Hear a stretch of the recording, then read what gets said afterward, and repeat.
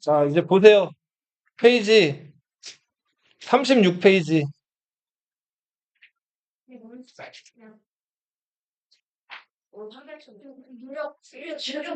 자,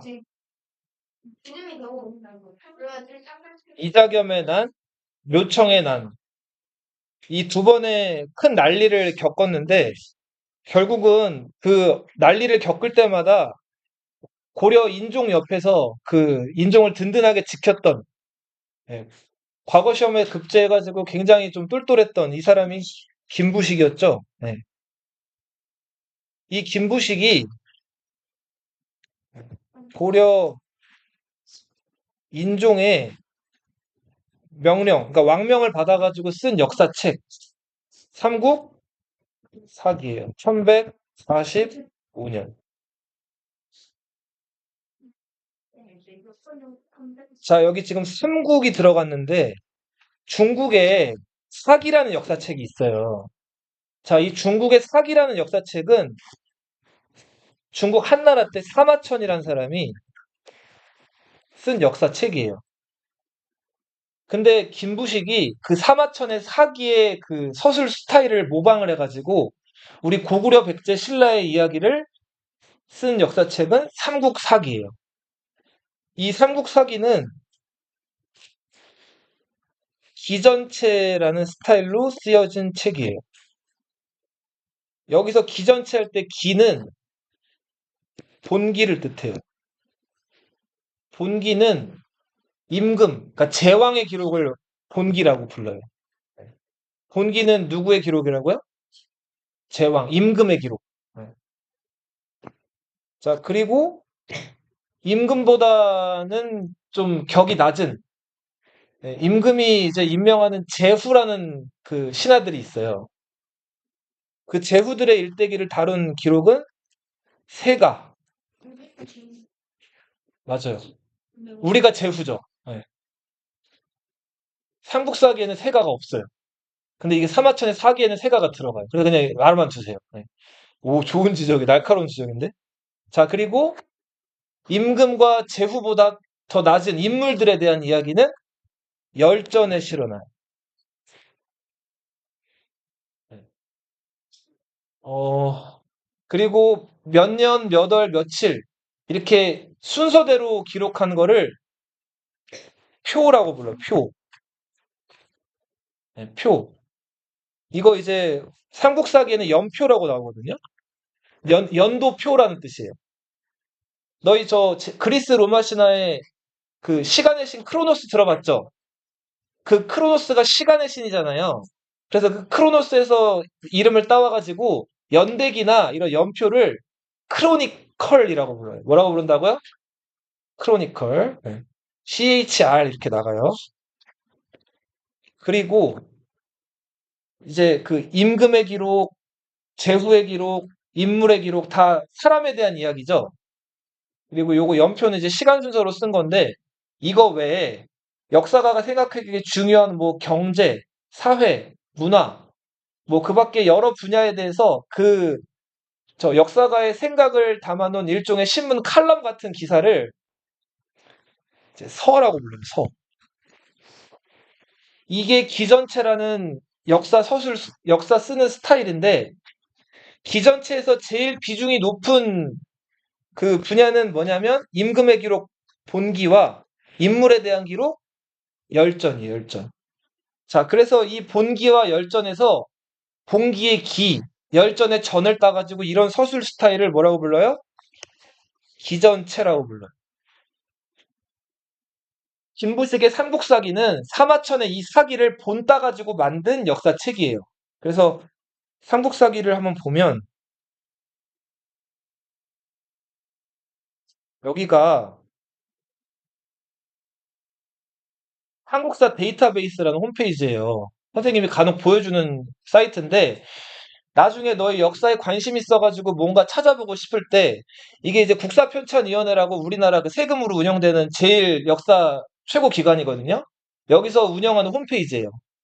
일반 대한민국 국민들에게 다 공짜로 제공되는 홈페이지인데 삼국사기 비롯해가지고 여러 그 조선왕조실록이나 여러 그 역사 기록에 대해서 다 번역을 제공하고 있어요. 원문도 제공하고 있고. 자, 여기 보면 한국 고대 사료가 있고, 중세시대 고려시대 역사가 있고, 조선시대 사료가 나와 있죠. 자, 한국 고대 사료 들어가 볼게요. 자, 눌러보면, 자, 고대 사료 DB는 뭘까요? DB. 데이터베이스. 그죠? 네. 자, 고대 사료 DB의 대표적인 두 책이 뭐가 나왔어요? 유사가 나와 있죠? 네. 삼국사기는 관찬이에요. 관찬. 관은 국가에서 운영하는 기관을 뜻하죠. 국가 기관에서 세금을 들여가지고 왕명으로 만든 찬은 편찬했다는 뜻이에요. 그러니까 세금으로 만든 공식적인 역사책, 관찬 이런 역사책을 정사라고 불러요. 정식 역사 해가지고 뭐라고 부른다고요? 정식 역사, 정사라고 불러요. 정사는 어디서 편찬한 역사? 국가에서 세금 들여가지고 쓰는 역사책이에요. 삼국유사는 일연이라는 스님이 개인적으로 쓴 역사책이에요. 혼자 쓴 거예요. 자, 이런 역사책은 사찬이라고 불러요. 사찬. 여기서 사는 사적이다. 개인을 뜻해요. 네. 퀄리티가 아무래도 어떤 게 더 우수할까요? 혼자 쓴 게 우수할까요? 아니면 국가 엘리트들이 모여가지고 세금 지원받아가지고 쓴 역사책이 우수할까요? 당연히 관찬이 더 믿을 만한 역사 기록이에요. 자, 삼국유사는 일연이란 개인 스님이 쓴 개인 기록 사찬이고, 자, 이런 역사책을 야사라고 불러요. 뭐라고 부른다? 들 야자 써요. 네. 자, 들에서 돌아다니는 여러 이야기들을 모아놓은 믿을 만한 기록도 있지만 믿거나 말거나 한 여러 가지 그냥 뜬소문 같은 것들도 다 기록된 그런 기록이 야사예요. 개인이 사비로 쓴 역사책. 네. 근데 두 역사책이 삼국시대 연구하는 역사책으로서 우리나라에서 권위가 제일 높아요. 근데 그 중에서 최고 권위를 가지는 책은 뭐다? 삼국 사기다. 그리고 하나 더 보시면 삼국사기의 이 사자는 이거 뭐라고 써 있어요? 지금 한자가 다르죠. 삼국사기의 사랑, 삼국유사의 사랑. 삼국사기의 사는 사마천 사기의 사자랑 똑같아요. 이 한자 자체가 역사를 뜻해요. 뭐를 뜻한다고요? 역사. 공식적인 그 역사. 자, 삼국유사의 사는 다 다르죠, 사자가. 일사자예요. 일사 혹은 이야기 사자란 말이에요. 이런저런 이러쿵저러쿵 그냥 전해져 내려오는 카더라 하는 이야기도 다 실어 놓은 거예요. 그러니까 뭐가 더 믿을 만하다고요? 이게 공식적인 역사책이에요. 먼저 목차가 쭉 실려 있어요. 이렇게 목록이 실려 있고 쭉 나와 있죠? 어떤 내용이 실려 있나? 그리고 선찬이라고 하는 거는 이제 누가 썼는지에 대해서 써놓은 거예요. 수충, 정난, 전국, 찬화, 동덕공시 이거는 김부식의 관직명이에요. 짧아요, 길어요? 너무 길죠? 왜 이렇게 길까요? 자, 옛날 옛적에는 이렇게 사람 이름 앞에 뭐가 많이 붙으면 그 사람이 여러 업적을 남겼다는 거예요. 그래서 그때마다 공을 세울 때마다 뭐 하나를 칭호나 관직을 올린 거예요. 나라에서. 자, 이자겸의 난, 묘청의 난 이런 거 다 제압하는 과정에서 누가 있었어요? 김부식이 있었죠. 고려 인종으로부터 예쁨을 한껏 받는 신하라는 거예요. 신 김부식이 임금님의 명령을 받들어 편찬함. 편찬이라고 하는 건 역사 기록 썼다는 거예요. 자, 여기 보시면은 제일 먼저 본기가 나와 있죠. 자, 근데 본기는 본기인데 자, 어느 나라 본기가 제일 먼저 실려 있어요? 신라 본기가 제일 먼저 써 있죠. 우리 보통 삼국시대 얘기하면 고구려 백제 신라 해가지고 고구려부터 얘기하잖아요. 근데 여기는 어느 나라부터 써 있어요? 신라가 뭐를 통일했어요? 삼국을 통일했죠. 그래서 신라 본기가 제일 앞에 있는 거예요. 그리고 김부식이라는 사람이 어디 김씨죠? 경주 김씨죠. 자기 증조 할아버지가 그 경주 지역에 살던 대호족이었어요. 김위영이라는 사람인데, 자, 왕건이 후삼국 통일할 때 공을 많이 세워가지고 경주 지역의 지배권을 인정받은 상당히 유력한 호족이었고, 그 김부식 내 집안 사람들이 고려시대에서 과거급제 계속하면서 고려시대 유력 가문으로 자리를 잡은 거예요. 문벌 귀족이라고 부른다 그랬죠? 자, 그 김부식이 쓴 역사책에는 신라 본기가 제일 앞에 있어요. 한번 열어볼게요. 자, 제일 먼저 어떤 임금의 기록이 써 있어요? 시조 혁거세가 나와 있죠? 박혁거세죠. 그죠? 신라의 시조. 그리고 임금님이라 왕이라고 안 부르고 뭐라고 나와 있어요? 거서가. 우리 배웠죠? 자, 그리고 뒤에는 혁거세의 아들 남해, 무당을 뜻하는 뭐라고 불러요? 차차웅. 그 다음에 이빨 자국을 뜻하는 이사금이라고 쭉 나와 있죠. 이렇게. 그렇게 해서 신라분기가 쭉 나가요. 네. 자, 이렇게 나가다가 자, 쭉 나가서 12권을 끝으로 어느 분기가 나와 있어요? 고구려 분기가 나와 있죠. 신라 다음에 어느 분기를 실었어요? 고구려 분기를 실었죠. 자, 고구려 분기는 시조 누구부터 나와 있어요? 동명성왕부터 나와 있죠. 이거 누구죠? 이름이 뭐죠? 주몽이죠, 주몽. 네, 주몽에 대한 이야기가 실려 있는 동명성왕 봉기. 자, 쭉 나가다 고구려 봉기는 몇 권까지 있어요? 10권까지 있죠. 신라 봉기가 몇 권까지 있었죠? 12권까지 있었죠. 자, 여기서 알 수 있는 거는 이 삼국사기는 어느 나라를 중심으로 쓰여졌다? 신라 중심으로 쓰여져 있다. 이런 거를 역사에서는 신라 계승 의식을 나타낸다라고 표현을 해요. 네. 삼국사기는 고구려 계승, 신라 계승, 신라 계승 의식을 나타낸 역사책이다. 네. 김부식이 경주 김씨고 신라 왕족 출신이기 때문이기도 하다. 자, 그리고 이제 백제공기가 나오는데 백제 시조는 누구예요? 온조왕 이렇게 나와 있죠? 백제공기는 권수가 몇 권까지 있어요? 6권까지밖에 없죠? 신라랑 대등하게 맞서 싸웠던 백제 기록인데 기록이 굉장히 어때요? 신라에 비하면. 반밖에 안 되죠? 신라 12권인데 백제봉기 6권밖에 안 되잖아요. 그리고 백제봉기의 기록을 보면은 부정적이거나 이제 신라에 대해서 약탈자나 침략자로서의 기록이 많아요. 역시 신라 중심으로 쓰였기 때문이에요. 백제는 이긴 나라예요, 진 나라예요? 진 나라죠. 진 나라기 때문에 역사는 승자의 기록이라서 안타깝게도 이제 서술된 양도 적고 부정적인 서술이 많아요. 의자왕 나와 있죠. 그리고 나서 뭐가 나와 있어요? 연표가 있죠. 연표. 사마천의 사기에서는 그냥 표라고 나오는데 김부식은 연자, 해 연자를 써가지고 앞에 연자를 하나 더 붙이 연표라고 표현을 했어요. 연표 상중하라고 나와 있는데 자, 연표 작성 목적이 나와 있고 기원전 57년부터 서기 274년까지 연대기별로 역사를 기록을 한 거예요. 몇 년, 몇 월, 며칠에 무슨 일이 있었다. 기원전 57년부터 박혁거세 즉위 이런 게 기사들이 쭉 써 있는 거예요. 이렇게 내려가다 보면은. 네. 기원전 37년에 고구려 동명성왕 즉위했다. 이런 기록들이 짤막짤막하게 기록돼 있어요. 그리고 여기 연도를 보면 지금 여기 지금 숫자 기원전 57이나 이런 것들은 지금 살아있는 역사가들이 우리 보기 좋으라고 써놓은 기록이고 그 당시 김부식은 연도를 어떻게 표현했냐면 갑자, 을축 이렇게 표현했어요. 자, 그렇죠. 갑자사와 뭐 그런 많이 알고 있네요. 자, 이렇게 연도를 숫자로 표현 안 하고 갑자나 을축 이렇게 한자로 표현했죠.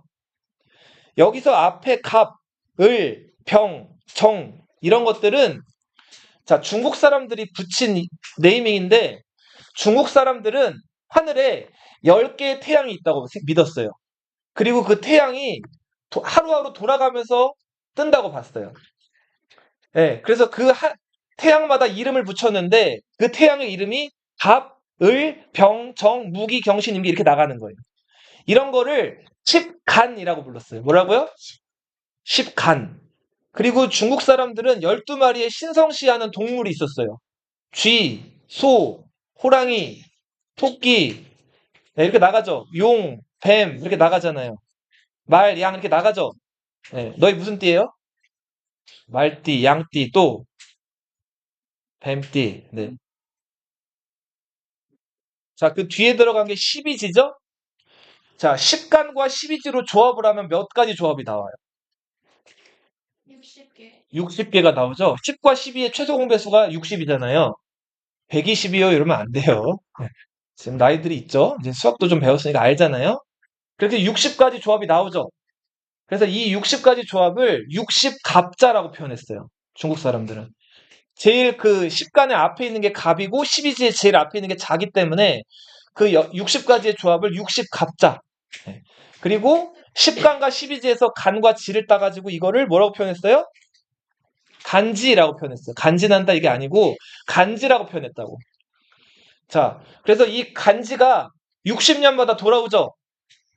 그래서 간지가 60년마다 한 번 돌아오면 당시에는 60살까지도 못 사는 사람들이 많았어요. 그래서 60갑자, 이 한 간지를 돌면 자, 이걸 돌았다 그래서 이걸 기념하는 파티를 열었어요. 오래 살았다 그래가지고. 그래서 만 60세가 되면은 이 파티를 열었는데 이 파티를 갑자가 한 번 돌아왔다고 해서 돌아올 환자 쓰고 갑자할 때 갑을 써가지고 환갑이라고 불렀단 말이에요. 자, 지금은 사람들이 오래 살아가지고 60살 먹으면은 환갑잔치 많이 안 하죠. 하는 사람들도 있긴 하죠. 칠순잔치도 요즘에 뭐 많이 안 하는 추세긴 한데 아무튼 예전 사람들은 60살 살았으면 오래 살았다 그래서 갑자가 한 번 돌았다 그래서 무슨 잔치 했다고요? 환갑잔치 했다고. 아무튼 삼국사기에는 기원전 57 이런 식으로 연도 표현 안 하고 간지로 연도 표현해서 갑자, 을축 이렇게. 자, 그리고 연표 다음에는 자, 뭐가 나와 있어요? 잡지가 나와 있지, 잡지. 매거진이 아니에요. 자, 봐봐. 선생님 봐봐. 아까 사마천의 사기 표현할 때는 기전체에서 서라는 게 있다 그랬어. 서. 경제, 문화, 그리고 역사가가 생각하기에 중요한 것들에 대해서 칼럼을 쓰는 게 서라 그랬죠. 뭐 별자리라든지 여러 가지 중요한 것들을 역사가가 생각하기에 쓴 거에 그게 서라고 하는데 이 서를 삼국사기에서는 서라고 안 부르고 지라고 불렀어요. 뭐라고 불렀다고요? 지. 그 중에서 중심이 되는 게 그 본이라고 한다면 중심에서 변두리에 있는 것들을 잡이라고 표현해요. 한자에서는. 잡것들 이렇게 얘기하죠. 잡종 이렇게 표현하잖아요. 그래서 그 지 앞에다 잡자를 붙였어요. 무슨 지? 잡지. 예. 이 잡지 내용들을 쭉 보면 이거 안 열려.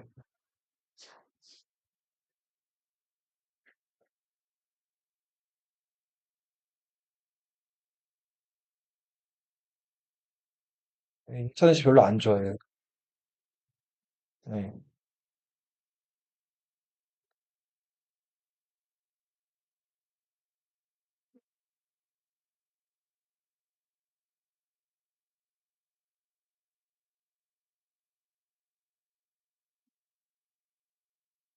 자, 여기 잡지 제1에 먼저 뭐가 나와 있어요? 제사에 관련된 게 있죠. 자, 제사에 대한 것들 아래 하이 탭을 보면은 그러니까 이 제사할 때 어떤 고기를 하늘에게 올려야 되는지 어떤 상황에서 어떻게 제사를 해야 되는지에 대한 것들이 나와 있는 거예요. 예. 자, 그리고 다음 제사에 대한 기록들이 많죠. 옛날 사람들은 그만큼 제사를 중요시했어요. 자, 그리고 그 다음에는 뭐에 대한 기록이 있어요? 아, 음악에 대한 기록이 있죠? 예. 잡지 2를 보면은 색복이라고 하는 게 있죠. 색복은 뭘까요? 색은 색색자예요. 색깔. 복은 뭘까요? 복. 옷을 뜻해. 옷복자예요. 그러니까 어떤 계급의 사람들이 어떤 색깔의 옷을 입는지에 대해서 쓴 기록이에요. 자, 거기는 뭘까요? 거기. 맞아요. 술의 거자에다가 이 기는 말탈 기예요. 자, 그러니까 귀족이나 평민들이 그렇지, 마차나 수레나 어떤 말을 타는지에 대한 그런 규정들이 나와 있는 거예요. 기용은 뭘까? 기용. 이 기자는 뭘까요? 그릇 기자예요. 자, 제사에 올릴 때 혹은 일상생활에서 어떤 그릇이나 이런 것들을 써야 되는 게 신분마다 다 달랐어요. 자, 그리고 옥사는 뭘까? 옥사. 지복자. 오, 많이 알고 있네. 지복자의 집사자란 말이에요. 어떤 집에서 거주해야 되는지, 그 집 지을 때 어떤 건축 양식을 해야 되는지에 대한 기록이 담겨져 있는. 자, 이런 것들이 지에 실려 있고, 그 다음 인물에 대한 기록을 뭐라고 하죠? 열전이라고 해요. 선생님, 이걸 왜 설명을 하겠어요? 이게 중요한 기록이기 때문에 얘기를 하는 거예요. 네. 열전은 인물에 대한 기록이에요. 임금 아래, 제후 아래, 그냥 일반 인물에 대한 기록. 이 인물 중에서는 나라에 충성을 다한 인물도 있고, 나라에 비수를 꽂은 배신자들, 반역자들도 있단 말이에요. 그런 기록들을 쭉 써놓은 거예요. 자, 삼국사기 열전 제일 먼저에 나와 있는 인물이 누굴 것 같아요? 찍어봐요. 박역거든 왕이잖아. 아까 봉기 있었죠. 누구? 찍어봐. 강군왕검? 누구? 대충 찍어봐. 삼국사기 열전에서 제일 먼저 김부식이 다뤘을 만한 사람. 찍어봐. 누굴까? 김유신이에요. 누구라고요? 김유신이 실려 있죠? 근데 김유신하고 뭐라고 나와 있어요, 뒤에? 상은 뭘 뜻할까요? 상중하. 김부식이 그만큼 김유신을 중요하게 여기기 때문에 김유신의 기록을 세 권에 걸쳐서 썼어요. 김유신만. 열전 2에는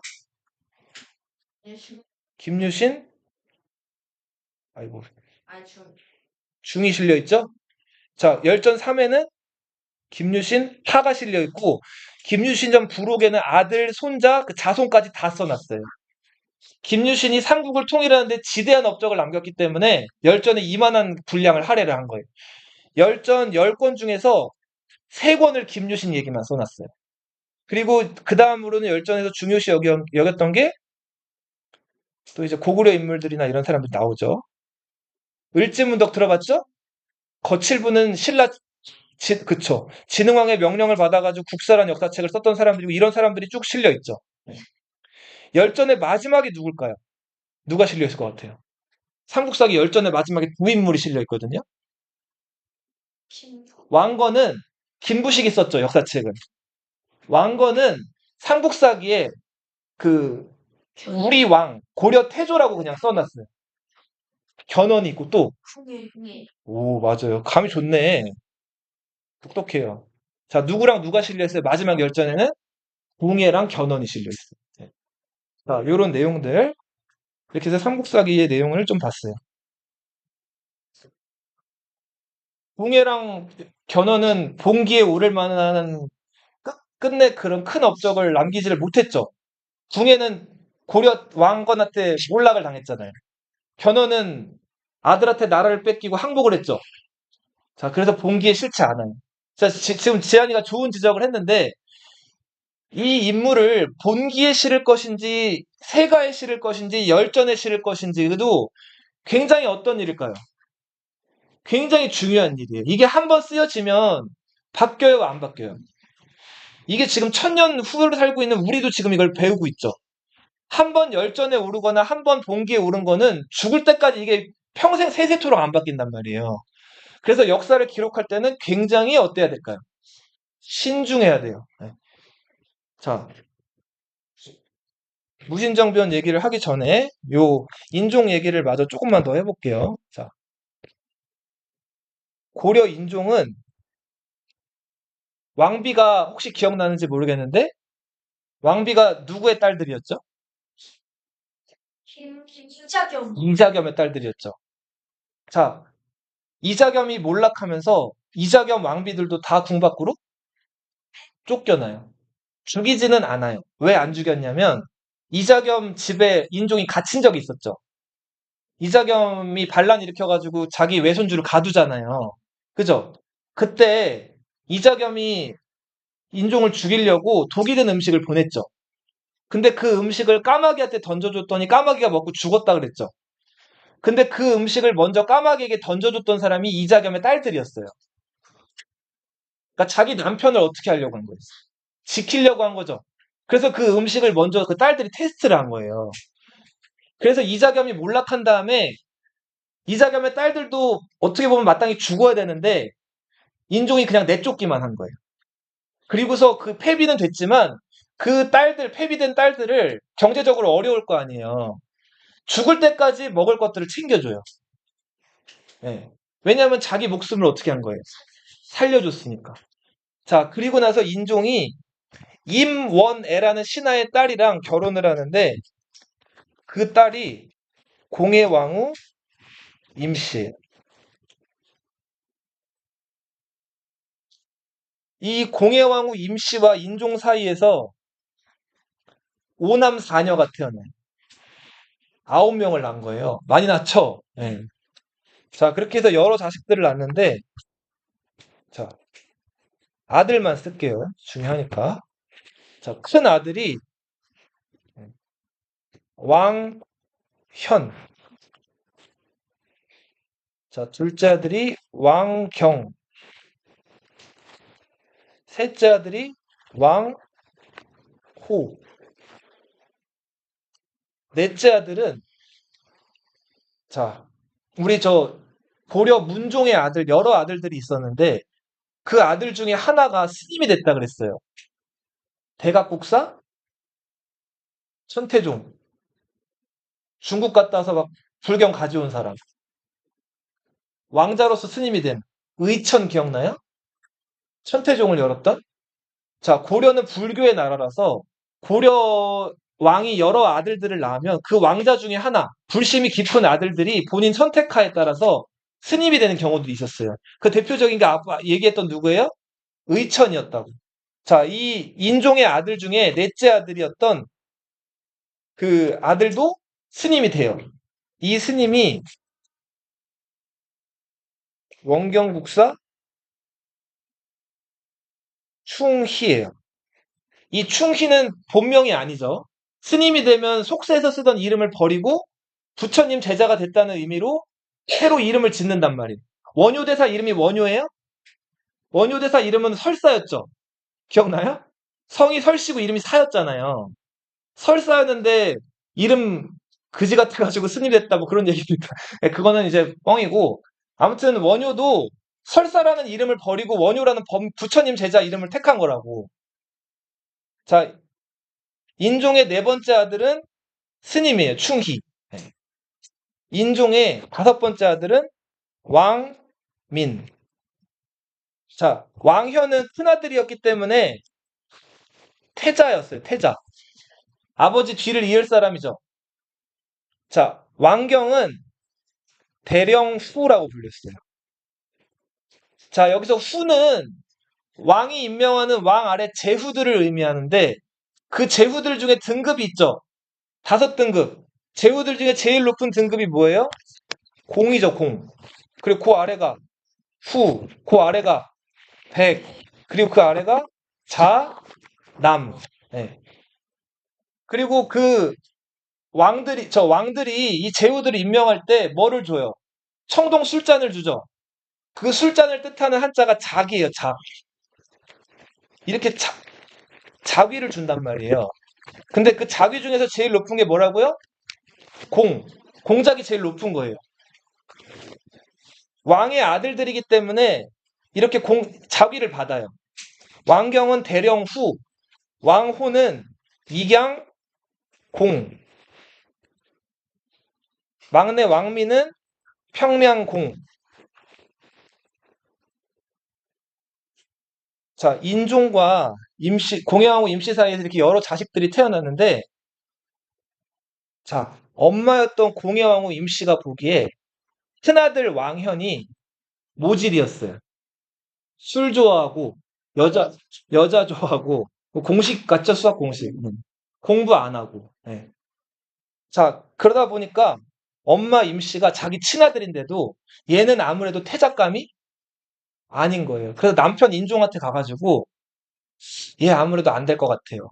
나라를 다스려야 되는데 너무 깜냥이 안 돼요. 라고 얘기를 한단 말이에요.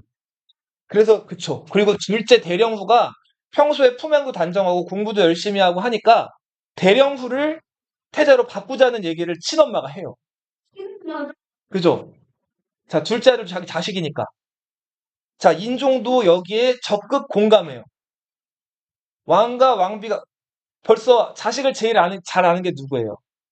엄마, 아빠죠. 엄마, 아빠 보기에도 큰아들이 아무래도 모질이었던 거예요.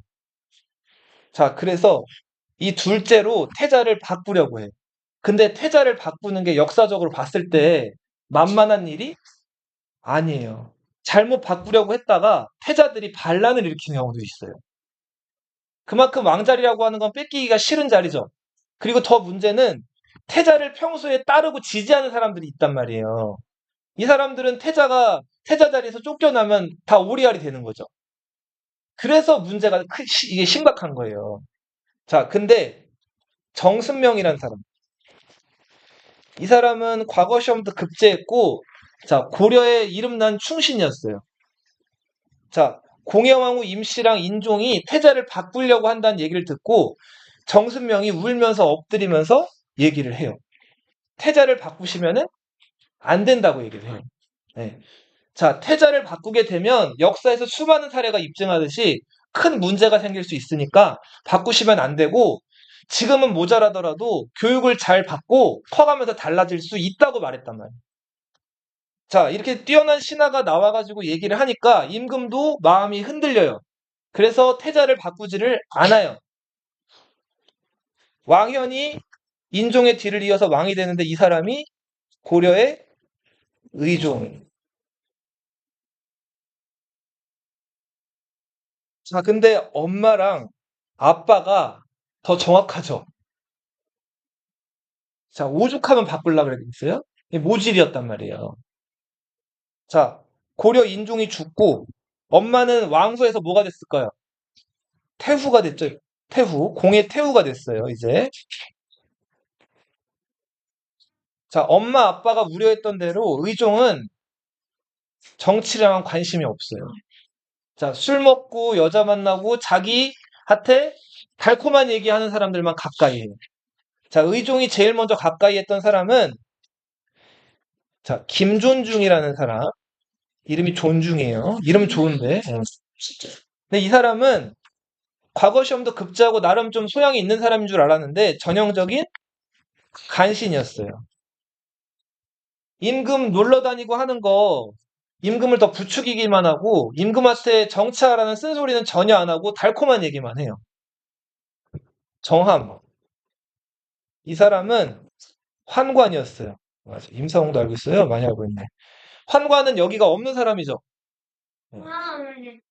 자, 근데 이 의종이 어렸을 때 이 정함이 의종을 거의 업어 키우다시피 할 정도로 의종에서 갓난아기 때부터 의종을 돌봐온 사람이에요.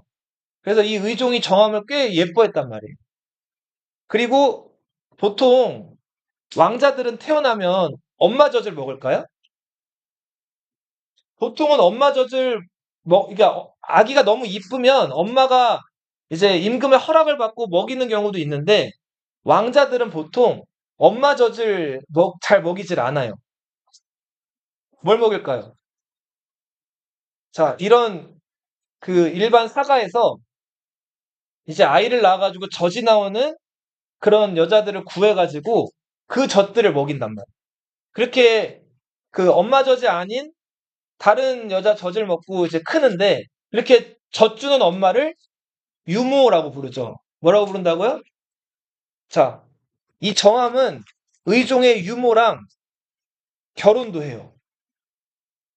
자, 그리고서는 의종이 정치에 관심이 없다는 걸 이용해가지고 의종한테 이런저런 얘기를 해가지고 의종이 사람 뽑을 때나 이런저런 정치적인 결정을 할 때 거기에 개입하기도 한단 말이에요. 환관은 생식 능력이 없는데 왜 결혼을 하죠? 자, 당시 환관들은 아기를 못 가지잖아요. 그런데도 어느 정도 왕 근처에 있으면서 권세나 돈들이 있으니까 그냥 결혼을 해요. 자, 그 다음에 양자를 드려요. 그리고 자기 죽으면은 자기 무덤을 돌봐줄 양아들을 구해가지고 그렇게 자기 그런 어떤 그 재산이나 권세 같은 것들을 이어간단 말이에요. 그런 게 고려시대 때 이어져 오는 기본적인 풍습이었어요. 근데 아무튼 이 정함이란 사람은 의종 유모랑 또 결혼까지 해가지고 의종한테 이런저런 영향력을 행사했다. 황관 주제에. 네. 그리고 또 의종이 예뻐했던 신하로는 영의라는 사람이 있었는데 이 사람은 직업이 술사였어요. 술사가 뭘까요? 너희 주술 이런 거 들어봤어요?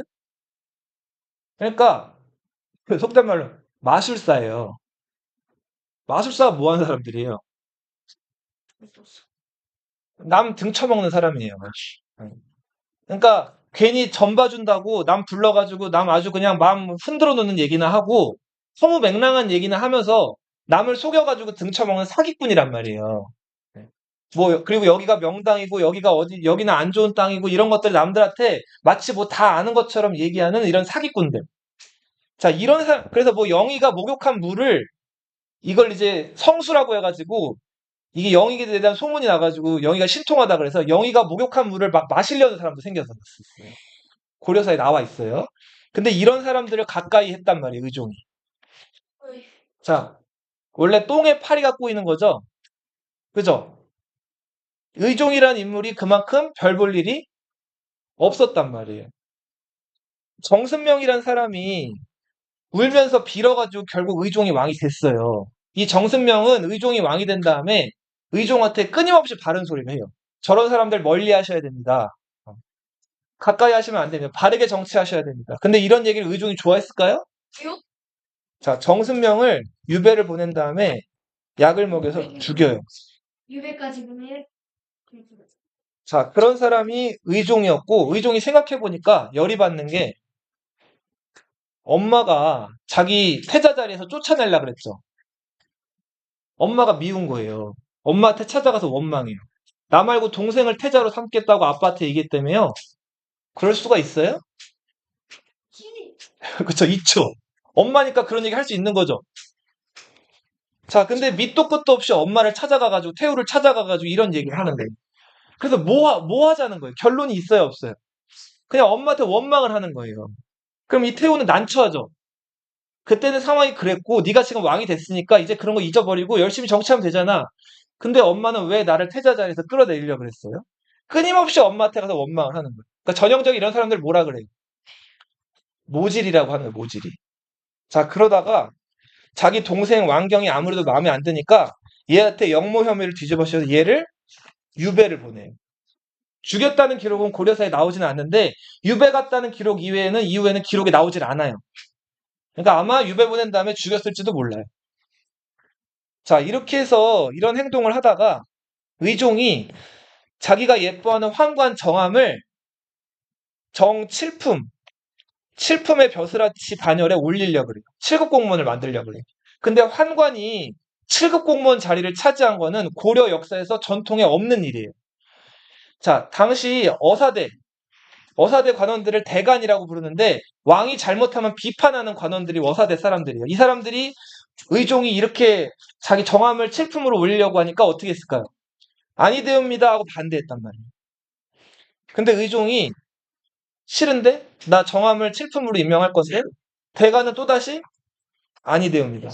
자, 이거를 몇 년 동안 계속 실갱이를 벌여요. 그러다 결국은 고집대로 이 정함을 칠품 자리에 임명을 한단 말이에요.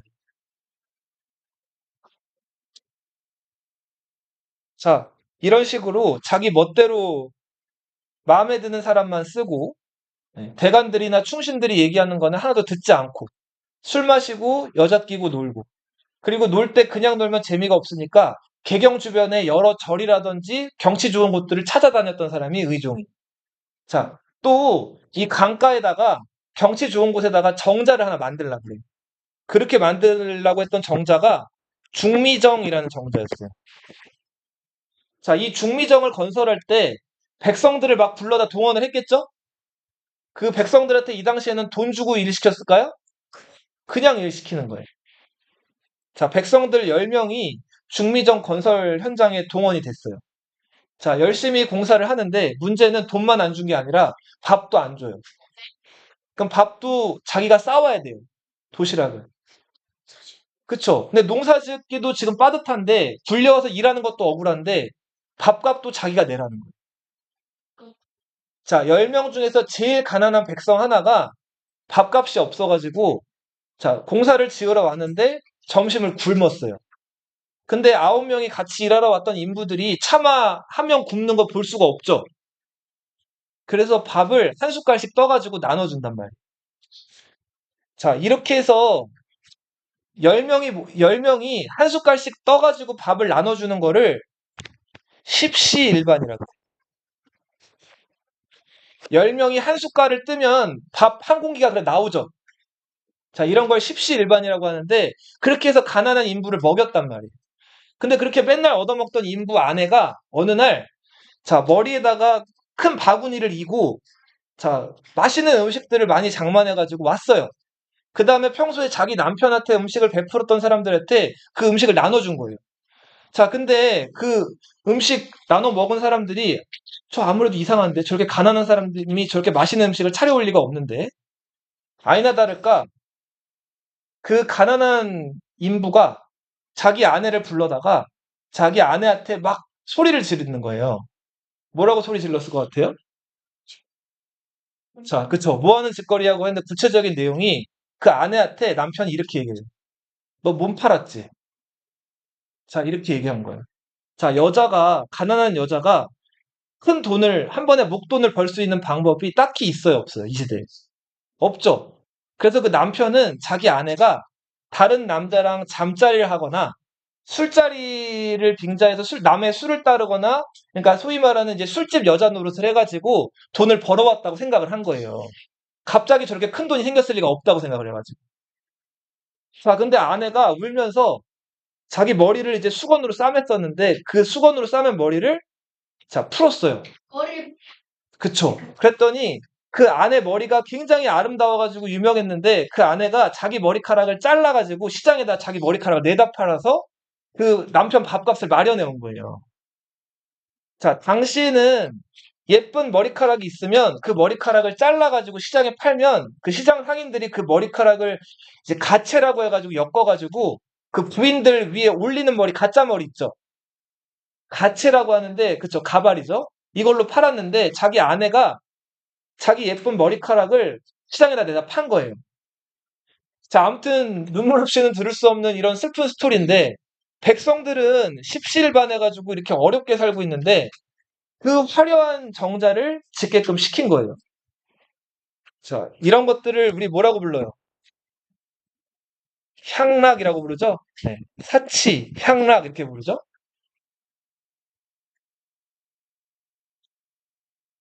자, 한 번은 이제 네. 자, 김부식 아들로 김돈중이라는 사람이 있었어요. 누구라고요? 자, 이 사람은 아버지 닮아서 공부를 잘했어요. 과거 시험 봤더니 급제했어요. 몇 등 했을까요? 2등을 해요. 1등 누구예요? 자, 인종이 자, 과거 시험 누가 1등 했는지 물어봤는데 김돈중, 김부식 아들이 과거 응시했다는 건 알았는데 김돈중이 2등을 했다는 거예요. 자, 물론 2등도 엄청 잘한 거죠. 근데 김부식도 그렇고 형제들 다 장원급제했는데 아들이 2등 했다니까 김이 흑 샜겠죠. 자, 김부식이 좀 뾰루퉁했는데 인종이 자, 답안지 갖고 오라고 한 다음에 김돈중을 1등으로 만들었어요.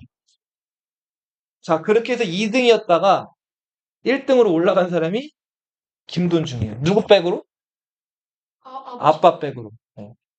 자, 그만큼 인종이 예뻐하는 신하가 김부식이었는데 김돈중은 그 아버지 밑에서 크고 과거 시험도 합격을 한 거죠. 근데 이런 사람들 보통 인성이나 성격이 보통 아빠 믿고 좀 나쁜 짓들을 많이 했던 사람이 김돈중이에요. 자, 인종이 또 예뻐했던 무사가 하나 있었는데 그 무사가 정중부라는 무사였어요. 이 정중부에 대한 기록은 고려사 열전에 실려 있는데 한마디로 옥골선풍이에요. 변우석, 차은우. 자, 너희들 여자들 좋아하는 워너비 남자 연예인들이죠. 멋지잖아요. 예. 자, 그런 남자들 보통 이렇게 표현을 하는데 옥 같은 뼈다귀라는 뜻이에요. 골격이 굉장히 멋있고 선풍은 막 향기로운 바람이 이렇게 분다라는 뜻이에요. 이 남자가 나타나면 짜잔이에요, 말 그대로. 예. 진짜 훈남. 예. 자, 정중부에 대한 기록을 보면 얼굴은 화이트, 하였다, 하얗다. 예. 그리고 예, 눈은 네모,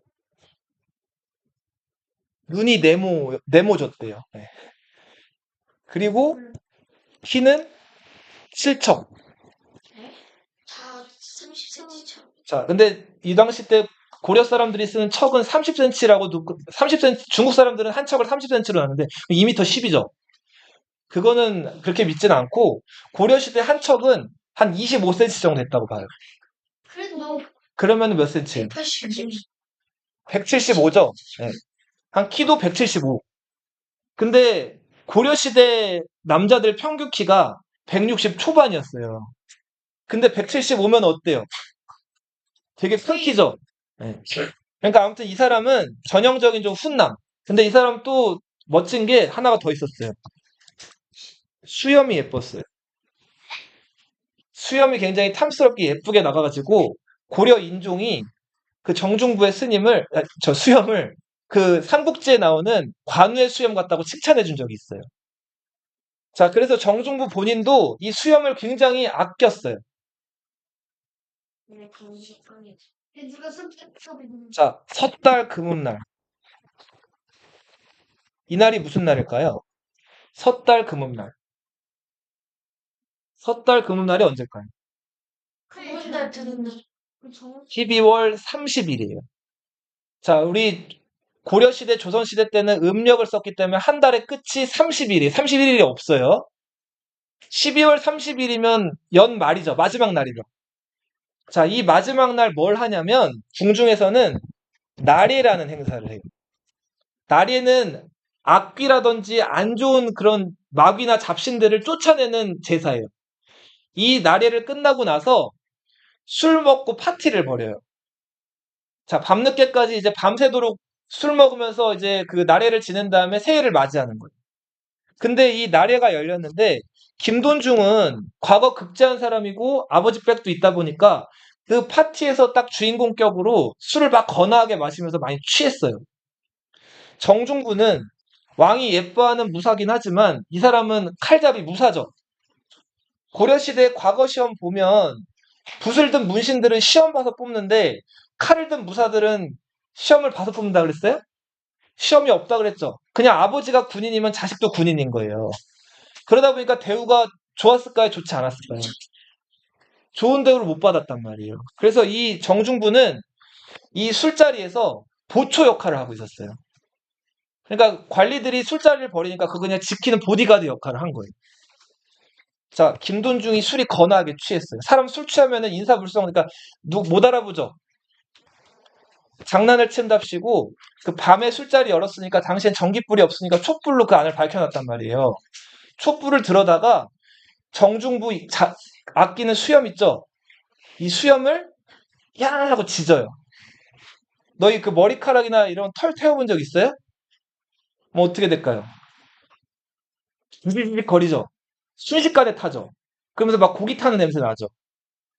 정중부 수염이 순식간에 절반이 타버렸어요. 정중부가 어땠을까요? 자, 처음엔 놀랐고 그 다음 열이 받았겠죠? 자, 열이 받은 데다 힘이 또 센 사람, 무사니까 술 취한 김돈중을 들었어요. 그 다음에 그 잔치상에다가 김돈중을 던져버려요. 잔치상은 완전히 엎어지고 김돈중은 나동그라진단 말이에요. 잔치는 엉망이 됐죠? 그 다음날 김돈중이 아버지를 찾아가서 일러요. 김부식이 이 얘기를 듣고 누굴 찾아갔을까요? 인종을 찾아가요. 인종 아직 살아있을 적 얘기예요. 그 다음에 인종한테 저 정중부를 죽여달라 그래요. 내 자식 던졌으니까. 근데 인종이 정중부도 꽤 이뻐하는 무사였기 때문에 자, 차마 죽이지는 못하고 그쵸. 일단 유배를 보내요. 자, 근데 유배 보냈다가 자, 이제 조금 시간 지난 다음에 다시 정중부를 돌아오게 한다. 그래서 정중부는 관직에 복귀를 해요. 근데 문제는 정중부 마음은 풀렸을까요? 안 풀렸을까요? 자, 그렇게 원망이 가득 찬 상태로 시간이 흘렀고 인종이 죽었어요. 그 다음에 그 모질이 의종이 왕이 된 거예요. 자, 의종은 보현원이란 절에 개경 주변에 있는 절로 놀러 가요. 자, 놀러 가서 또 이제 막 술자리를 가지는데 보현원 가는 길에 자, 중간에 자리를 딱 잡고 또 술자리를 여는데 술 먹다가 좀 심심해진 거예요. 자, 그래서 사람들을 불러가지고 야, 재밌는 이벤트 한번 열어봐라. 자, 그래서 이벤트가 열렸는데 그 이벤트가 자, 손수, 칠박. 이게 지금의 태권도라고 보시면 돼요. 손으로 친다는 거예요. 자, 근데 진짜로 죽이고 싸우자는 게 아니라, 우리 태권도 다녀본 사람 있어요? 네, 가면은 거기서 겨루기 이런 거 하죠? 대련이라고도 하나요? 이런 거 하죠? 자, 이렇게 그 태권도 대련하는 거를 뒤에 춤출 히자 써가지고 수박히라고 불러요. 자, 근데 원을 하나 그려놓고 5명이 들어가서 대련을 하는 거예요. 그리고 이 원 바깥으로 나머지를 밀어낸 사람이 1등을 하는 거예요. 이게 오병수바퀴예요. 자, 요런 이벤트가 의종 앞에서 열렸어요. 자, 오병수바퀴가 이제 열려서 막 치열하게 이제 무사들끼리 치고받고 다투는데 서로 1등하고 싶었겠죠. 여기서 1등하면 왕이 또 선물 줄 수도 있으니까. 자, 그래서 자, 1등한 사람이 나왔는데 의종이 보다 처음에 막 좋아하다가 좀 시간이 지나니까 질리는 거예요. 아, 재미없네? 자, 새로운 이벤트 없나? 자, 의종 옆에 있던 문신으로 한례라는 사람이 있었어요. 이 사람은 오품 관리였어요. 5급 공무원. 기거주라는 관직에 있었는데 기거주는 문신이에요, 문신. 붓을 든 사람. 자, 한례가 이벤트를 하나 제안해요.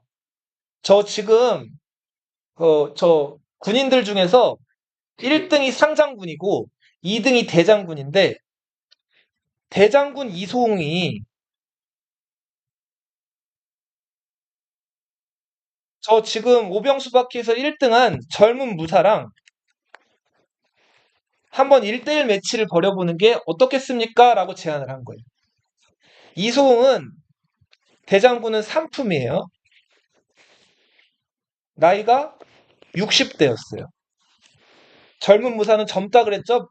나이가? 자, 왕이 좋다. 야, 이소홍 나와봐. 쟤랑 싸워. 자, 이소홍은 왕의 명령이니까 거절할 수가 없죠. 싸움 붙었어요. 어떻게 됐을까요? 그쵸. 그 말이 딱 정확해요. 쳐발려요. 두드려 맞았어요. 젊은 무사가 60대 할아버지 뻘, 자기 어떻게 보면 할아버지 뻘이죠? 이 할아버지 뻘인 이소홍을 두드려 팬 거예요.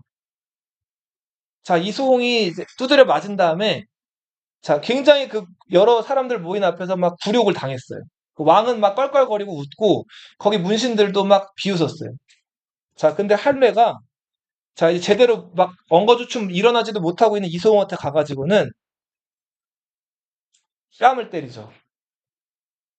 자, 나이만 많이 처먹어가지고, 자, 높은 관직에 있으면서 저 젊은 저 쫄병 하나 못 이기느냐? 자, 너가 그러고도 대장군이냐? 하면서 이 대장군을 많은 사람들 앞에서 또 한 번 욕을 보인 거예요. 자, 이 근처에서 이걸 지켜보고 있던 보초를 쓰고 있던 이 정중부를 비롯해서 정중부는 상장군이었어요. 제일 군인들 중에서 높은 상품에. 그리고 이의방, 이고 이 사람들이 화가 머리끝까지 올라왔어요. 당시 정중부는 3품의 상장군이었고 이의방과 이고 같은 사람들은 8품의 산원이라는 관직이 있었어요. 근데 얘네들은 관직은 낮았지만 맡고 있는 보직이 좀 좋았어요. 무슨 보직을 맡고 있었냐면 견룡이라는 군부대 소속해 있었는데 견룡에서도 우두머리였어요. 견룡이 뭐 하는 걸까요? 견은 볼견자예요. 볼견. 룡은 누굴까요? 룡. 용이 누구예요? 왕이죠, 왕. 왕을 보는 사람이면 왕을 뭐 하는 사람들이지? 경호실 사람들이 경호실. 견룡행수면 경호실에서 꽤 뭐랄까 좀 힘께나 쓴다는 경호실의 실세란 말이에요. 얘네들이 힘도 좀 세고 능력이 있어가지고 자 이렇게 그 견룡행수에 있었는데 자 그 자리에서 칼을 뽑아가지고 문신들을 죽이려고 했어요. 근데 정중부가 그거를 말려요. 대신에 얘네들을 달래고 정중부가 직접 할례한테 손가락질을 하면서 할례를 꾸짖어요. 내 이놈 할례야. 네가 그 벼슬이 5품밖에 안 되는데 상품의 대장군을 이렇게 마음대로 욕볼 수가 있느냐? 너 내 손에 죽어볼래? 여기 지금 임금 앞에 아니었으면 너 내 손에 죽었어. 이렇게 할례를 겁을 준단 말이에요. 자, 분위기가 어떻게 됐을까요? 험악해졌겠죠? 자, 이런 가운데 그 왕이었던 의종이 나서요. 그죠? 정중부는 아버지 인종도 예뻐했지만 의종도 꽤 좋아하는 무사였단 말이에요. 그래서 그러지 마. 싸우지 마. 자, 일로 와. 자, 내가 술 한 잔 줄게. 받아. 자, 그 다음에 술을 정중부한테 따라준단 말이에요. 자, 정중부가 술을 받았어요. 일단락이 되나 싶었어요. 의종은 야, 분위기 쌓여졌으니까 자리 끝내. 우리 숙소로 돌아가자. 그래서 의종은 보현원이란 절로 돌아가요. 자, 근데 정중부가 의종한테 받은 술을 어떻게 했을까요? 마셨을까요? 자, 의종이 간 다음에 이 술을 버리죠. 그 다음에 술잔을 깨버려요. 자, 왕이 보현원 들어가고 나면, 자, 들어간 직후에 이를 버리자. 자, 마침내 쿠데타가 계획이 된 거예요. 자, 그래, 임금이 탄 가마가 이제 보현원으로 딱 들어가자마자 이 문신들을 공격하기 시작하죠. 자, 이게 그 유명한 1170년에 무슨 정변? 무신정변. 이때 문신들을 죽이는데 앞장섰던 사람들이 결룡행수, 이의방과 이고, 한 사람 더 채원이란 사람이었어. 자, 문신에 관을 쓴 사람들은 자는 설이라 할지라도 설이는 중간 관리예요. 그러니까 네. 이 중간 관리라 할지라도 씨를 말려버려요. 씨를 말린다는 거는 다 그냥 죽여버리겠다는 거죠. 자, 이렇게 해서 그 보현원 바깥에서 의종 주변에 있던 문신들이 다 떼죽음을 당하고, 자, 한뇌라는 사람은 이때 눈치가 좀 빨라가지고 그 의종이 보현원으로 들어갔다 그랬죠. 그 의종이 머무는 방으로 따라가요. 그리고는 의종한테 살려달라고 빈 다음에 의종이 앉아있던 침대, 그 아래 침대 바닥으로 숨어요. 자, 그리고 여기서 또 한 명의 인물. 그 정중부가 수염을 태워가지고 미워했던 이 김돈중은 눈치가 더 빨랐어요. 어가가 보현원으로 행차하고 있을 때, 벌써 이 이소용 두드려 맞을 때 분위기가 심상치 않았다는 걸 깨달았던 거예요. 그래서 어가가 보현원으로 갈 때 김돈중은 자기 하인이랑 말을 타고 몰래 슬며시 빠져나와요. 그 다음에 도망을 친 거예요. 자, 이 정중부랑 이의방, 이고 같은 반란군들이 이제 밖에서 사람들을 다 죽이고 의종이 있는 방으로 들어갔어요. 한례 어디 있습니까? 한례를 우리 못 찾았는데요. 자, 의종이 아무 데다 못해요. 자, 근데 한례의 옷깃이 침대 바깥으로 삐져나와 있었어요. 자, 그래서 이고가 한례를 잡아 끌어내죠.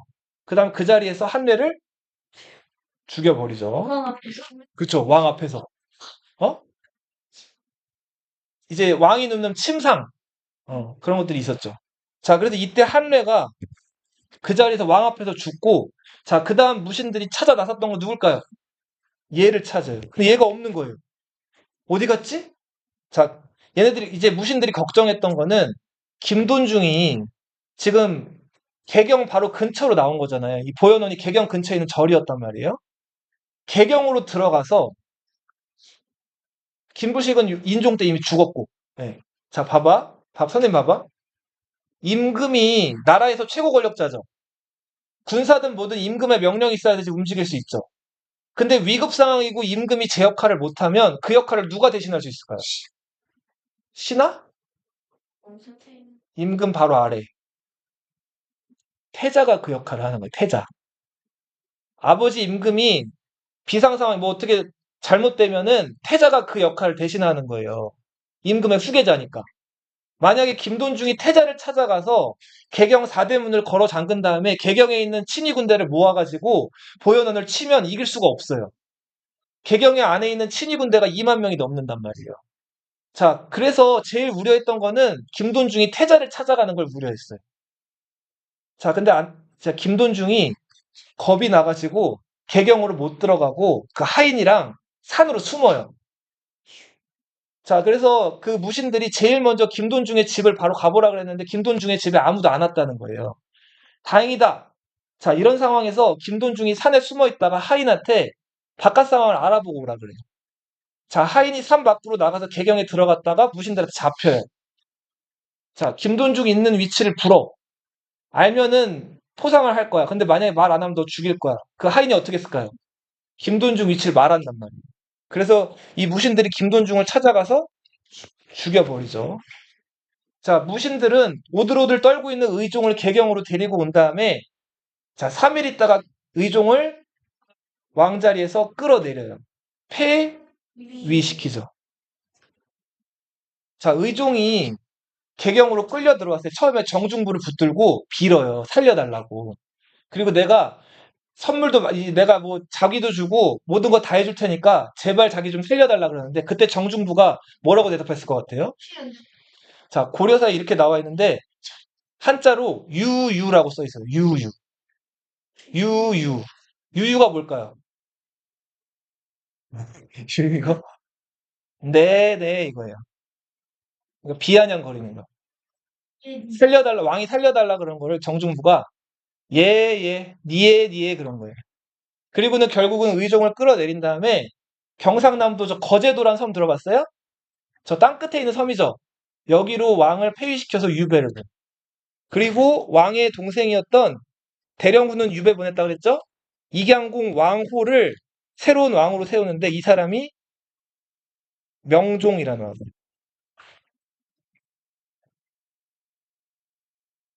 자, 여기까지 오늘 하고